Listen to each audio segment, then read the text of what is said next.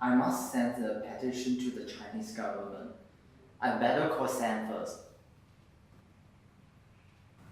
So Sam, why exactly are prices going over the roof?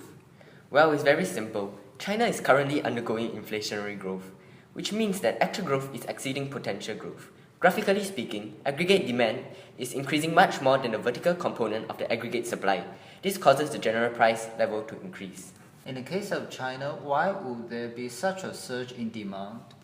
This can be attributed to rising domestic consumption due to the rise in affluence, causing the C function to increase.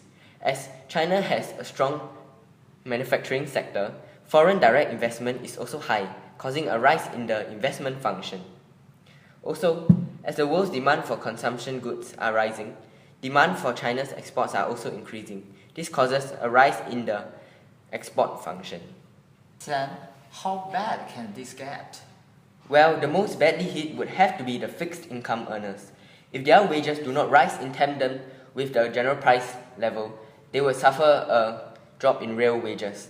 As prices continue to rise, their level of consumption has to fall.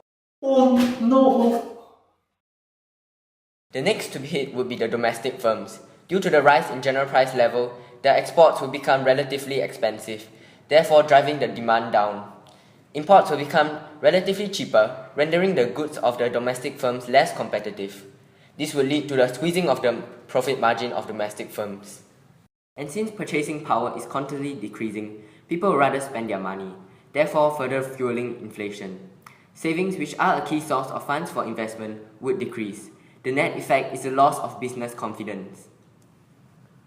This is indeed a very dire situation we are in.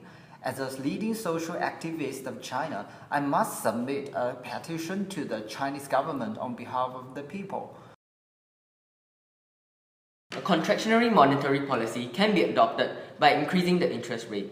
This will raise the opportunity cost of consumption and investment. People would prefer to keep their finances in the bank and enjoy high interest rates. Furthermore, a contractionary fiscal policy can also be adopted by decreasing government expenditure, thus causing the G function to fall, and by increasing taxation, which will reduce disposable income and cause the C function to fall. To achieve sustainable non-inflationary growth in the long term, supply-side policies would have to be implemented to shift the vertical component of the aggregate supply curve to the right. Productivity can be raised by providing subsidies for research and development and skills upgrade for workers as technology advances. This is our petition to the Chinese president.